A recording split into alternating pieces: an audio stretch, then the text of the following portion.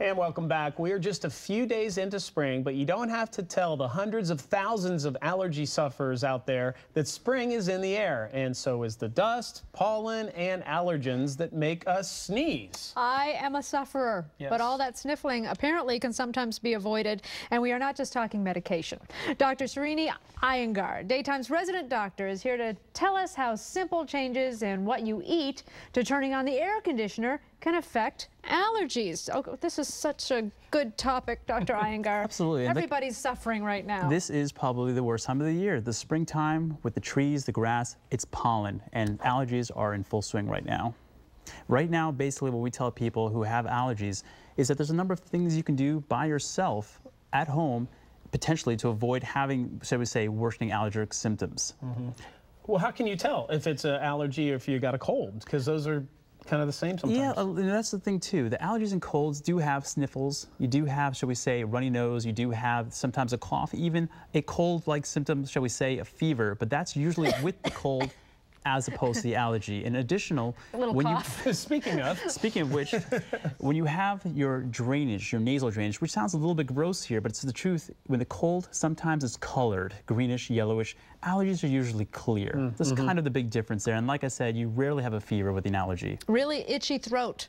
Absolutely. It's happening to my whole family. We're all suffering right now. So apart from creating a bubble and never going outside, what can I do to get through this? Well, in a lot of ways, the bubble idea is actually not a bad idea because, as we know, pollen is in the air. So if you go outside, especially if you work out in the morning, 5 to 10 a.m. when the pollen counts are the most highest, the pollen comes to you, and you actually bring it back in the house with you, in your hair, in your clothes. So the important thing is, if your pets, if you're doing any of that sort, you wash down your pet, you take a shower when you come out from the outdoors, and the most important thing is, which people don't realize, is that pollen gets trapped in your body and goes to your clothing, to your furniture.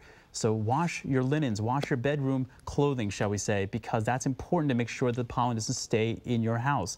Second, also, don't open your windows, even on a nice, beautiful spring day, because pollen will then sweep into your house.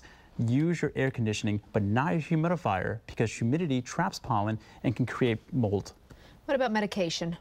Well, see, this is a great topic because medications, a number of people run to the over-the-counter, shall we say, antihistamines, which is a good thing, which is not a bad thing to use.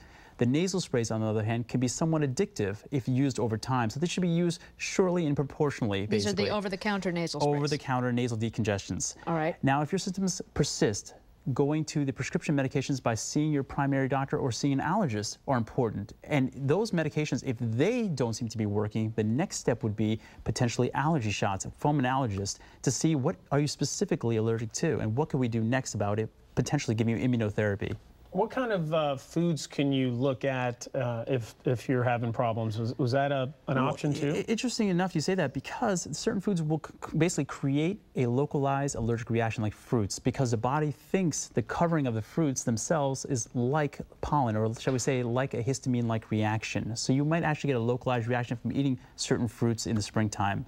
So it's not that you should avoid it, but rather that you shouldn't be unexpected that you may get a reaction from it. That's why I had that asthma attack after I ate the apple. There you go. All makes sense now. Now, really quickly, I've got to ask you about these needles because I tried it once. I didn't last very long. But if I were to go, or anybody out there watching, to go take care of these seasonal allergies, how long do you have to get these? Well, potentially over a year before the next allergy season to really see benefit. The thing is that on the horizon, there is actually sublingual allergic immunotherapy available. Sublingual means under the tongue. It's being investigated right now, so it's not available yet, but hopefully that'll replace the shots in the future. Can I get it in another country? I've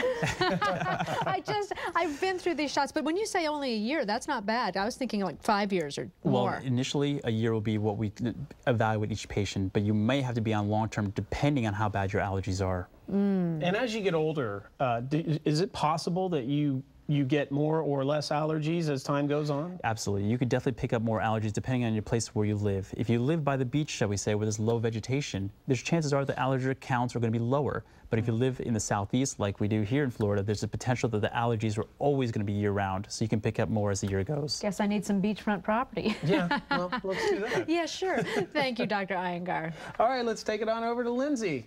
Thanks, guys. Great advice there. You know, so many Americans